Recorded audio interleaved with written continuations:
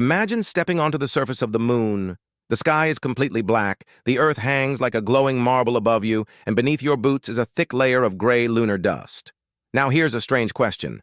If you tried to walk or even run, how fast could you actually move on the moon?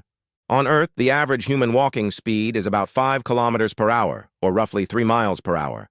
Running can easily reach 10 to 15 kilometers per hour for an average person, and professional athletes can go far beyond that.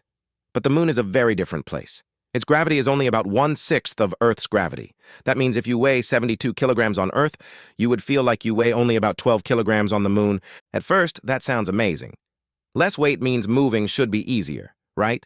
You might imagine astronauts sprinting across the lunar surface like superheroes. But the reality is actually more complicated. Gravity does more than just hold us down. It also helps control how we walk and run. Every step you take on Earth relies on gravity pulling you back to the ground. Your muscles and balance systems evolved for Earth's gravity. When gravity becomes weaker, your movement changes dramatically. We actually have some real footage of this. During the Apollo missions in the late 1960s and early 1970s, astronauts walked and hopped across the moon. Instead of normal walking, they often used something called the lunar hop or loping run. It looked a bit like slow-motion bouncing. Why did they move like that?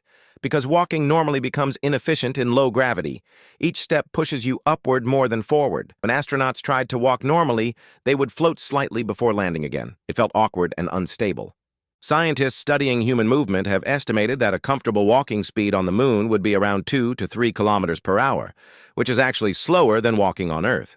That's because every step takes longer while you float through the air. But running is where things get interesting. Because gravity is weaker, your jumps become much higher and longer. On Earth, when you run, each step lifts you a small distance off the ground. On the moon, that same push launches you much higher. In fact, astronauts could jump about 6 times higher than on Earth. This means your running style would change completely. Instead of quick steps, you would take long, bounding leaps. Each stride might carry you several meters forward. Some studies suggest that a human running in lunar gravity could reach speeds around 8 to 12 kilometers per hour using these long, bouncing strides. That's not dramatically faster than Earth running speeds, but the experience would feel completely different. Imagine pushing off the ground and floating forward in a slow arc, landing several meters away, then bouncing again. Running would feel more like controlled jumping across the landscape. However, there's another big challenge, the spacesuit.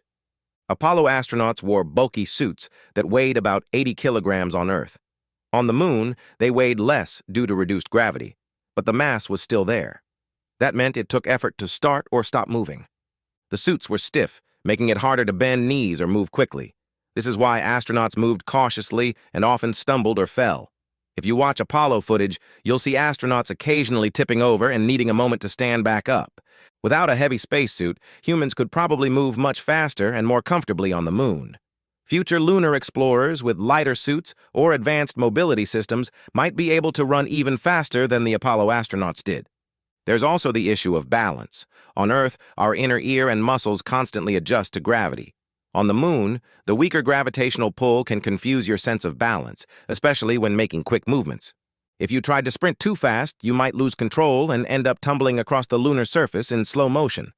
And then there's the terrain. The moon is covered in regolith, a fine dust mixed with small rocks.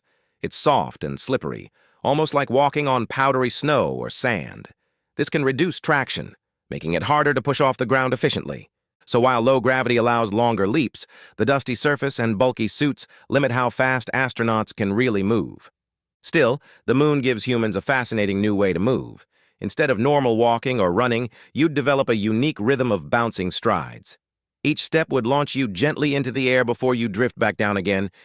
It would feel less like running on a road and more like hopping across a giant trampoline under an endless black sky. So how fast could we walk or run on the moon? Walking would likely be slower than on Earth, around 2 to 3 kilometers per hour. Running could reach somewhere between 8 and 12 kilometers per hour using long bouncing strides. And with better suits and future technology, humans might move even faster. But no matter the speed, one thing is certain.